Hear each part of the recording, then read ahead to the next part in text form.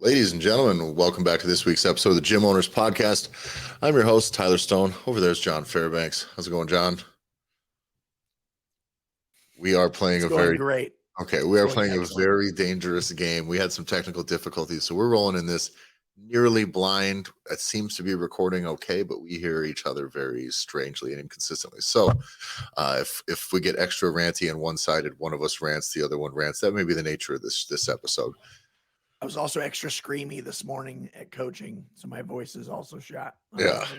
Yeah, you have that thing where if you scream so hard, it just breaks. There's a moment where it doesn't. It's not like it gets wore down. It's your voice is very similar to the brakes on your car. Normally, what happens is eventually it just gets wore down. There's a little chirp, a little less, a little less, a little less, and then sometimes though Grinding. they just completely fucking come off because you stop it. And so that's what John's dealing with it right now. But this week's episode, we want to talk about something that I think is it's a mindset, it's a personality type. It's something you need to be on the lookout for. All of you people that are fitness business professionals, you need to be on the lookout for this trait within yourself, habits of this type of behavior within yourself, within your staff especially, and very much so with people that you're considering hiring. So before we get into that, make sure you join the Facebook group. That is the Gym Owners Revolution group on Facebook. Link is in our description. Go to gymownersrevolution.com if you want to find out more. That's where we have all full transcripts of the podcast. Every episode is there. We have also officially launched the Gym Owners Revolution blog. We're running stuff every week, a couple times a week. There's new stuff hitting the blog. So if you want to be able to read, we're trying to keep everything to somewhere between a 1 and 4 minute long read so that you can kind of get in, get out, get back to your shit. And but I'd like the written format. It's nice for me to be able to go back to that a little bit because I do think it makes the stuff a little more permanent. As much as podcasting and video and shit like that is a thing. It's here to stay. It is very nice to be able to go back and read, to recap information. Unless y'all are taking notes here constantly, there's a lot of shit, which is why we also did the transcripts. So transcripts are available for every single episode that we've ever done is available at thegymownersrevolution.com. So if you forgot to take notes, you can go back and peruse. So my favorite part of that part, just to throw it in there's always keywords at the top. I'm pretty sure you and I have fuck and bullshit as a key word of an episode. Yeah. I think more than one. So, yeah, when it starts to use the words you use the most common, it's like, oh man, my vocabulary sucks. All right, let's get into it, guys. So the thing that we see a lot, and I learned this in trying to work with people in the fitness industry, in coaching first, in the business side and business ownership, as well as helping other gym owners hire people. And we find that a lot of people end up in the fitness industry because they just don't want to do anything else. And this becomes this thing that they just would rather be, at some point they just had this vision that I'll just be in the gym all the time and I get to be a gym guy. But if your passion isn't truly for helping people or for growing or scaling and solving, growing a business, especially, you need to have a mind for problem solving, a mind for trying to create a community. You need to be driven to do all of those things a lot more than you need to be driven to just be a worker outer. And John and I kind of throw that term out. We use the term exerciser or worker outer kind of at people, especially when we're talking to gym owners about their staff, because I can sniff that out almost immediately. When we talked in the past about hiring people, when you're trying to hire staff, you're trying to say hand off your social media stuff to just some coach on your staff, which is 80% of gym owners end up doing, or any other task, admin task, sales, whatever it is that you expect one of your coaches to do, and you find out that they don't do it and they don't give a shit to do it. And then you realize they don't actually care about the business at all. And if you look even further into it, you realize they don't give a shit about the clients at all either. And it is, and I will tell you, this is the most cancerous mindset in the fitness industry, hands down, is this entitled, I'm an exerciser, I'm a fit person, so I should just be paid to be around fitness. Okay. And that's not how it works. Those people, I've seen it. I've seen coaches, I've seen gym owners, I've seen it all the way across the board. I've seen this in many lines of work as well. But it is absolutely toxic because once that exists in your gym, there is no if you're the gym owner and you have staff that's a bunch of fucking exercisers who want to come in and just they do their class and they just kind of don't give anything to any of the people, and they just are coaching because they're fitter than these people. And by the way, that works for clients. Clients will respect a coach coming in because that coach has abs and can do pull-ups and can do a lot of these things that they maybe can't do, especially in the group fitness space. Right? It's very easy to just assume that this person is credible or gives a shit. I mean, they're jacked. I'm not. There we are. Right? I guess that's all I need to know. But you find out that they're jacked because they'll spend 2 hours a day, 3 hours a day just working out in the gym. And that's the real reason that they're coaching. They're coaches so they don't have to pay for a gym membership. And if you're a personal trainer at like a Globo gym or somewhere where you have access and you are like the coach, you're going to see people that are that way too. Oh, yeah. And so that's where it's like one of the clear ways. And you were talking about this the other day, Tyler, where you were interacting with a gym owner and they have a personal trainer that's just dog shit. Yeah. Yeah. Like they're dog shit for the business itself. And as other personal trainers see that, the real cancer that appears from a coaching standpoint, it's a little bit about like having accountability of like your colleagues. But it's like, if you allow that, if you feel really confident, right, as yourself as a trainer, you're like, no, I care about the people that I work with. The young guy that gets hired or the young gal that gets hired onto your staff with you as a colleague may not be as strong. So it's like, it is a cancer because that shit will spread where people kind of have like a who gives a fuck attitude. And that really can spread throughout an organization and it rots it from the inside out. It's poison. Yeah. And I see this even more so with gym owners too. So the reason you become an entrepreneur is because you really suck at everything else. Assess this in yourself first. Do you work for yourself because you can't fucking do anything else but exercise and your abs will give you enough credibility to where you could probably make something out of this? It's really rough. And my biggest issue with it is it lacks ambition and it lacks the fundamental thing that I think is a requirement to work in the fitness business. I think if you're really, if you're going to work with us, right, first off, is you have to actually care to have a fucking impact.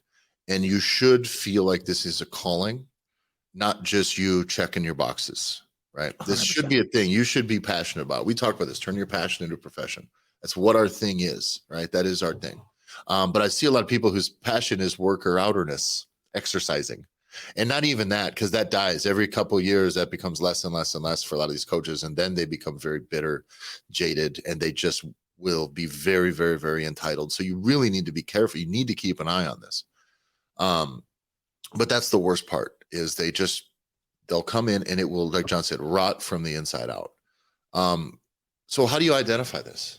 How do you identify this? Well, it's going to be tough because we were talking to some coaches in the Gear Academy. Guys, if you want in the Gear Academy, let us know. Shoot us a message. Links are that's all on gymownersrevolution.com as well. But that's for a year, we go through and we work with you, with your business every week. We grow, we develop, we help you identify problems. We work with the problems you've identified and we just keep fucking moving, growing, scaling constantly.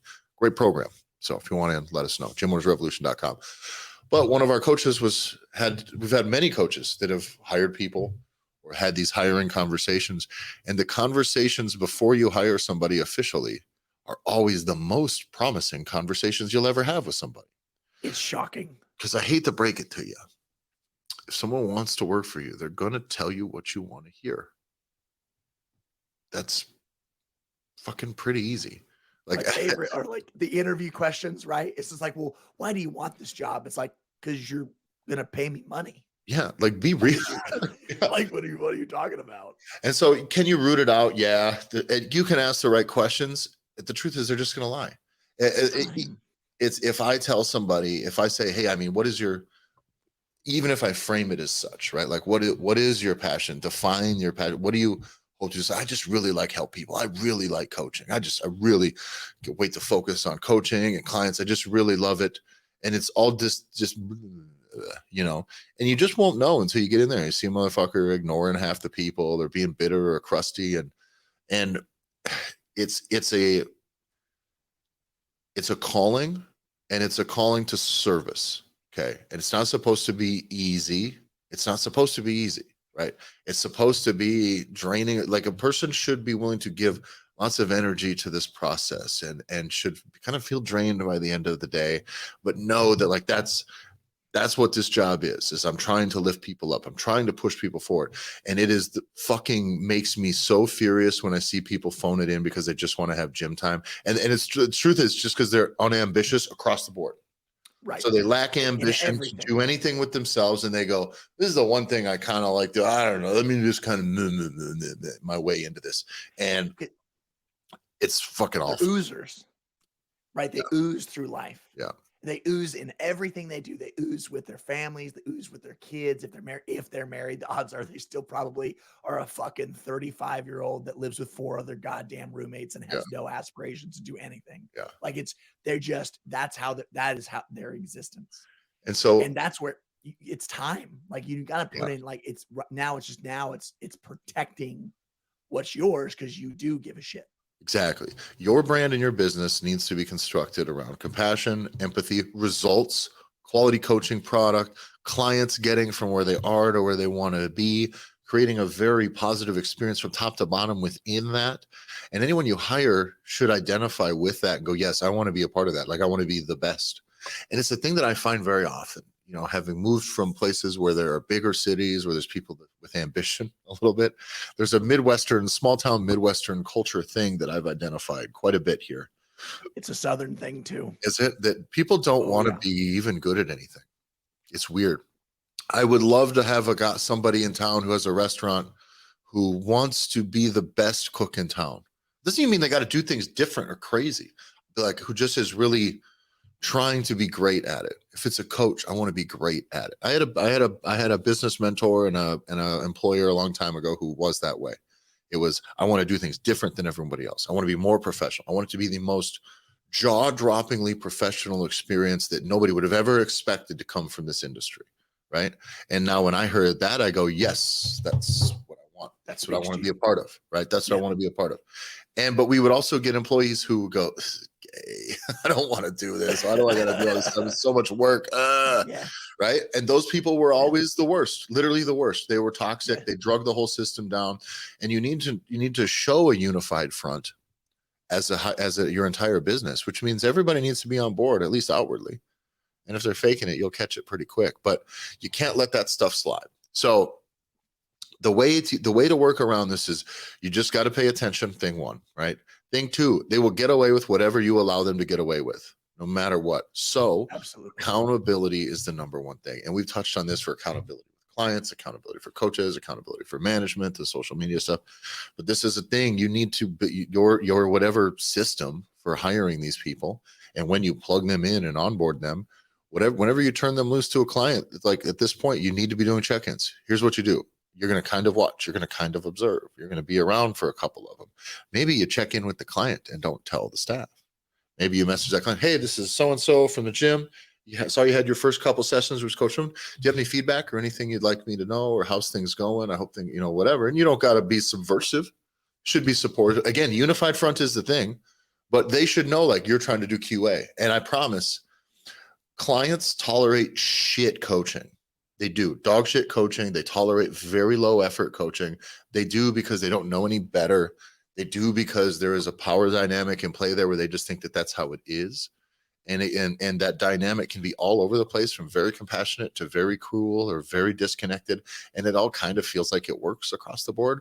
So clients are very forgiving, and they kind of can just let bad coaching just run amok. And this is where, like, my wife and I came into, we're coaching clients around this place, then start seeing how we coach people and how those sessions look and how we communicate with them and how we're not looking at our phone all hour, we're ignoring them, or taking phone calls, or showing up 15 minutes late for 30-minute sessions. You know what I mean? That's insane. And all of a sudden, everybody around there goes, oh. And then immediately the other trainers who are bad look like shit. And that's what you need to do, is set a new standard, hold a new standard.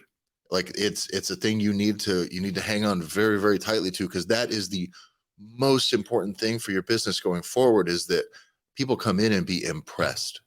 and they Yeah. get great results, and they are getting quality coaching, and they're not getting hurt. Like, are you tracking injury metrics for you? If you run a fleet of personal trainers or a fleet of classes, like, how do you know when people are getting hurt in your class? Even if it's small, something minor, maybe it's not even the coach's fault. Do you know? Do you know enough to know, like, yeah, so and so? Because what if it's programming? What if it's coaching quality? What if it's just that person? But either way, something needs to be addressed within your business, because you are coaching this person from somewhere they started to somewhere they want to go. And whatever your systems are that lead them into fucking up their shoulder, if it's them and their decision and they put on too much weight, perfect. Then you need to say with your coach and everything, we need to make sure this doesn't happen again. How do we make sure this doesn't happen? Or what's our plan to make sure that they're able to still make progress while they recover from this injury? Like, all of these things need to be things that you're addressing. If you got coaches that have been coaching people for a long time and those clients are getting more out of shape, it's worse. Well, maybe that coach should be communicating with them about nutrition. Maybe they should be offering them nutrition services, nutrition, supplements, or simply just talking to them about what's going on outside the gym. Some people don't know. The amount of people that I get messaging us that want to lose. We had somebody message the other day, a kind of a lead that said, I need to lose like 20 pounds by March because I got a fucking dress to get fitted for. And they already knew the prices, and they knew exactly how many days a week they wanted, and they knew how long they wanted to go for between now and March. And they need 20 pounds of tight. Then the follow-up question is, okay, perfect. Well, if you want to lose that weight, right, you're having a trouble, you need to lose the weight. Like, we're not going to do this with 2 hours a week in the gym. And that's the thing most people just don't understand, is they think I go to the gym and now that burns 10,000 calories or something. And then you're just thin because of it. And you can not allow your clients, if you want your clients to be successful, that's the thing you need to break in there from their brains, from their preconceived notions. That needs to be rooted out immediately. Okay, if you give a shit about results, they have to understand that they need to eat better, and you have services to help it, or just simply remind them that, like, hey, you still got to be eating to lose weight. You cannot just work this out, because that's why everything fails in the long run, because you don't fix the system of inputs. The amount we underestimate how much people know. Yeah. About this world. And I think it's really important, because if you don't spend time with regular humans, it's a big push. You and I talked about it a lot, of like the importance of you getting out and networking, and go out and eat at the local places with you and your spouse, or you and your coaches, and be out and about so people can see you and learn about you. It's the number one thing you can do when it comes to just fundamental old school marketing but a huge part of it is the human part. If all you do is spend time with a bunch of fucking freaks that want to professionally work out all the time, that dial in their macros, the best person that ever, you and I did a lot of work with people that were in that world, right, for a long time. And we wanted to do a bunch of stuff to be able to try and make the content that was getting created more consumable. Yeah. And you and I didn't have time to do that. So I brought in my wife. Yep.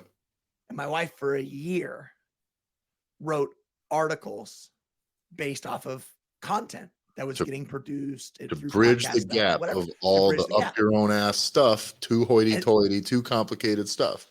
Yep. And that was it, right? So, and the whole idea was like, she was so not from our world that she was then breaking it down and being able to communicate it.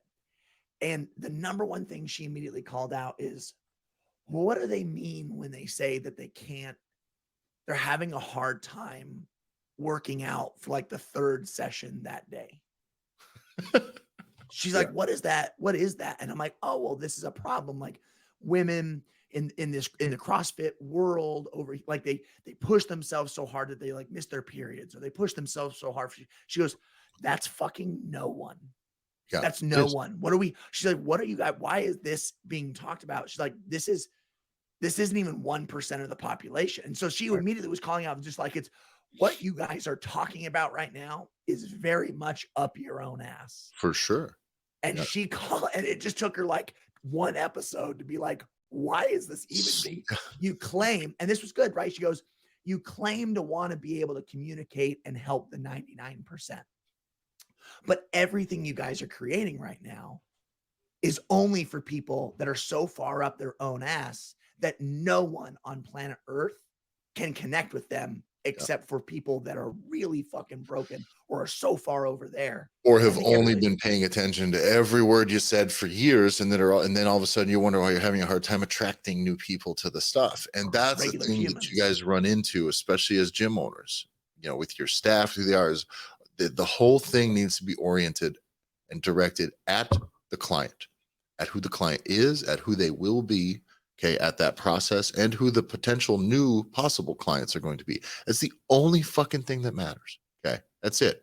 The public perception of who the coach is matters. Like, all those other things are important, but so you can't be like a sloppy, overweight coach. I don't think that that's like the best way to do it, especially if you're talking weight loss to adults. That becomes a really tough game where it's like, man, you do got to look the part, but you got to actually be about coaching. And as a gym owner, you got to be about more than. Let me go with this direction. Okay, this is the question that I ask a lot of business owners that makes me the most disappointed.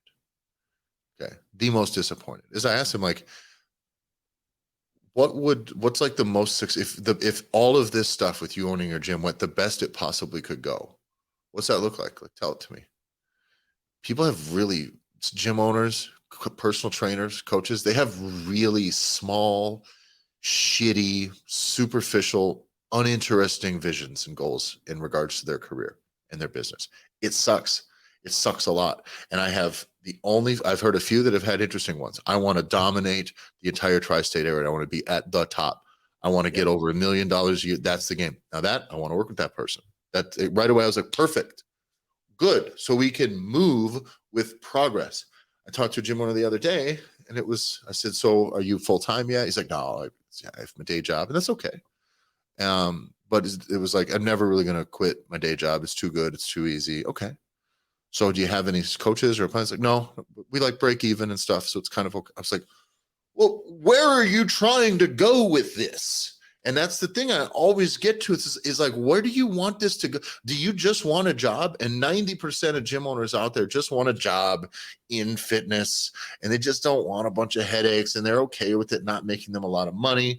And they're okay with having just this like kind of superficial appointment of power a little bit. It's just, I'm the coach, Sure. I'm the instructor. That I can do that, and I don't have to earn it. I can just put myself there. Okay, it's a thing that happens very often with coaches, and you just want that because you don't have to really earn the respect. You can just kind of stand up front and be the guy with the timer and the guy with the workouts in his brain, and that's it. And there's just no real effort in guiding the people to the process. There's nobody mentions very rarely does anyone mention anything about community impact. Nobody mentions anything about money, hardly at all. When I say these things, they don't mention money. They don't mention anything. We work with a lot of, have conversations a lot with as we get into the, grappling and MMA and combat sports, combat gym space, John and I. And as I get out to these places, it's like, there's so many of them they needed a place to train. That's where the business starts. I needed a place to train. There wasn't one around. And perfect, by the way, that's great. This is the definition of being the change you want to see in the world, right? There was nowhere to offer this. I am passionate about this. I'm going to put myself in this position to coach and build the thing, right? We have Jim the Gear Academy that's in that position as well. But I talk to a lot of these other gym owners out there, and that's all it ever is. It's always ever going to be. I need a place to train. I'm going to do some coaching. Their pursuit of their black belt is most important. Their contests more important than the clients. None of it has any sense of like, I want to grow the martial arts community to something really impressive in our town. I want to serve X amount of people. I want to be, if it's not in your town, you want to be the foundation of it in here so that in 20 years, people remember you as the person that built this thing from nothing in town. It's the same thing with fitness in a town like this. When we started our gym here, it was exactly what I wanted to be. There was some place that was doing the group fitness stuff, and they did a shitty job, just a really, really shitty job. Okay. And so we said, we can do this better. Now we're going to do this better. And that's exactly what we did with big goals.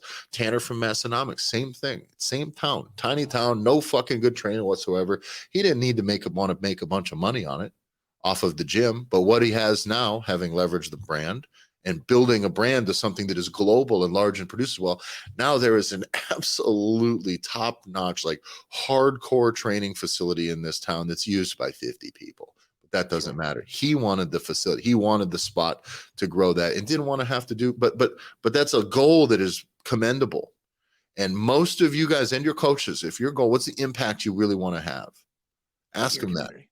in Yeah. your community. Where do you see this going? What is, if this went the best it possibly could for you, what do you think this would be? You say, I'd like to just make like a conservative living and have my clients. Like, no, you're disappointing me. You're disappointing your parents. You're disappointing your ancestors. All of that sucks, dude. All of it sucks. You need to like. What do you want for your kids? Do you want to make enough money so your kids can have better opportunities than you, or are you going to be such a martyr to this thing because you don't want to actually have to get good at a job to deliver value to the point where you can make a real good living, deliver value on a large scale to a lot of people, high value, so that your children can live better than you did, can come up better, have easier, have more opportunities than you to excel at the thing they decide to do that matters? Or are you just going to be the person who perpetuates that cycle of fucking just uninteresting, just checking the box, punching my time card, getting in, getting paid, fucking my clients are all on the fucking completely plateaued, nobody gives a shit, it's all average and boring and sucks? Fuck that, fuck you, fuck no, no. Huge I no for think me. it's worse than disappointing your ancestors and the future generations of your family. I think it's worse than that. The reason why I think it's worse than that is because if someone comes to you because they wanted to be able to make themselves better as a customer, as a client, and your lack of interest in changing the world and holding this responsibility as high as it should be, you have now fucked that person. Yep. And you don't know what that person's going to do. And So that ripple effect, exactly. The ripple effect that you will have caused for them, to where, man, it's a leap for a lot of people to be able to come into a gym and want to be able to join a community and do all those things. And if you do it badly, you're tainting the entire industry, or you may be tainting that particular town and those families that are involved with that. And then that person leaves there and they're a failure, and you don't know what that does. And they shouldn't have been a failure, and they're a failure because you suck.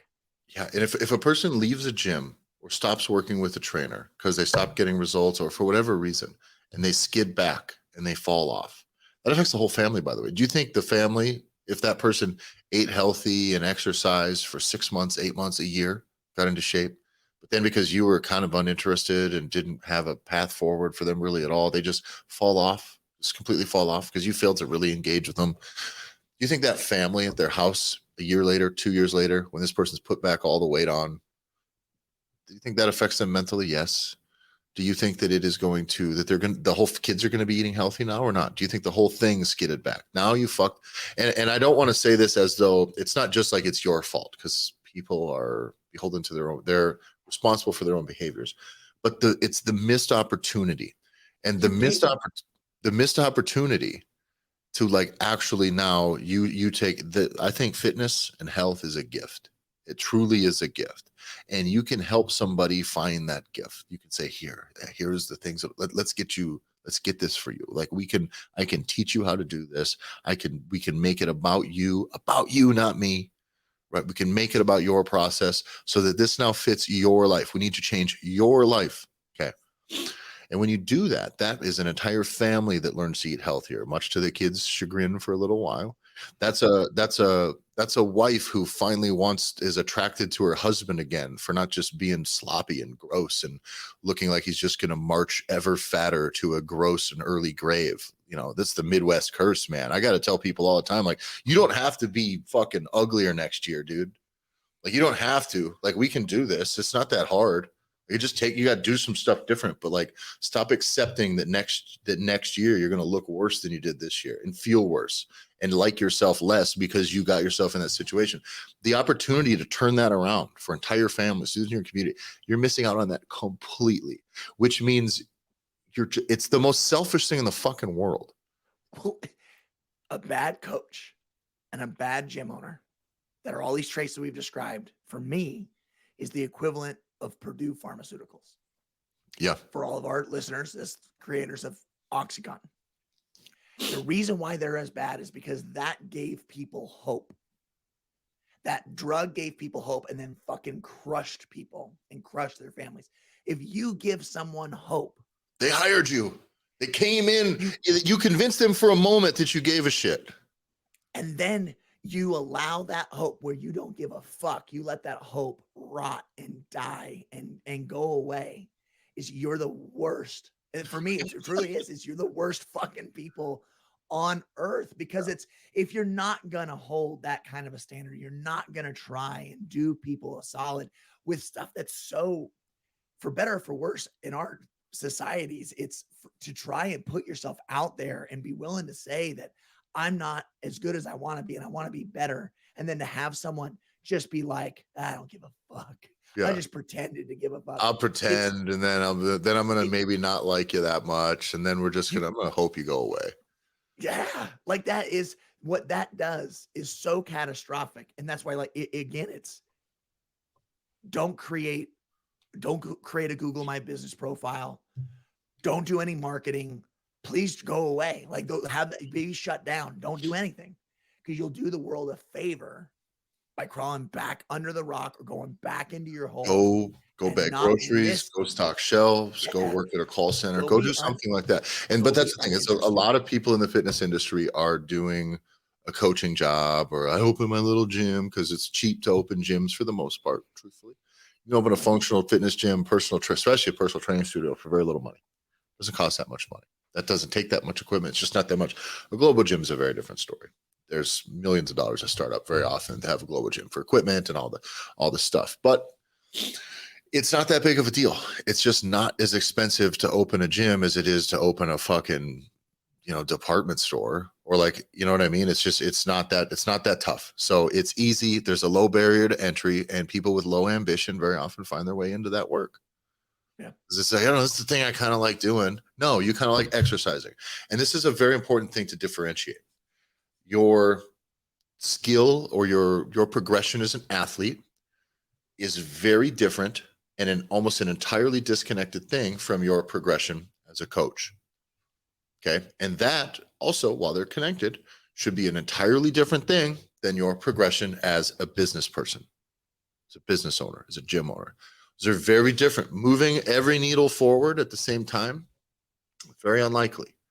Now, can all those things move forward over the course of a career? Should they? Yes.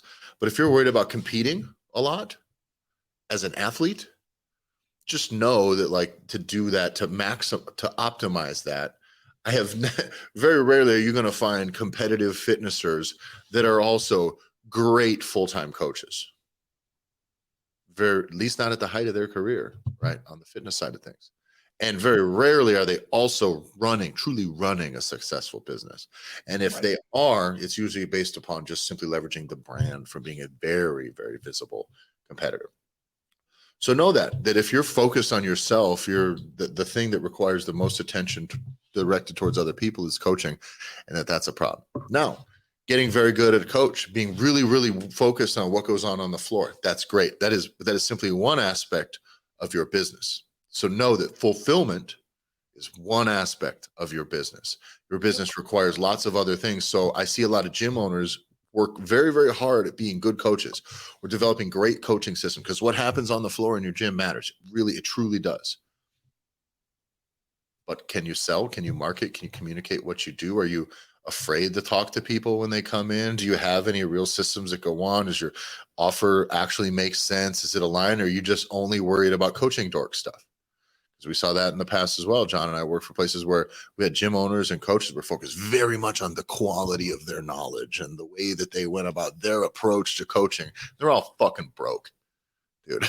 It's like, you can't sell anything to anybody. And the things you're talking about, because you're zoomed in so far, the things you're talking about, nobody gives a shit about. And the things you don't know about, you demonize. Yes. Yeah. There's a thing. I was talking to a coach, and this will be kind of where we'll wrap up a little bit. But anyway, I was talking to a coach the other day who said, was working on selling like remote coaching and stuff, kind of downselling people out who are maybe about to be done with the one-on-one because it's just expensive. They're going back down to the regular membership, want to do some nutrition coaching still, and some ongoing, maybe just paying for workouts. And the coach said, so I offered them I said I would write their programming for them. And I said, stop here right there. Programming is not a word that regular people fucking think about. What do they care about? Workouts. workouts, workouts, workouts. It's workouts, it's exercises and workouts. Just use their language. It really matters. But you can tell we get so stuck in what is the program, the programming for this. But literally that word way over people's head. Another one that misses people's heads, training. Personal training works. When am I going to train you? That works. But the average person who's going to go to the gym, they don't view it like a normal general population person who's about to start. They don't think of it as I'm going to go train. Yeah, training day. Yeah. It's I'm going to work out.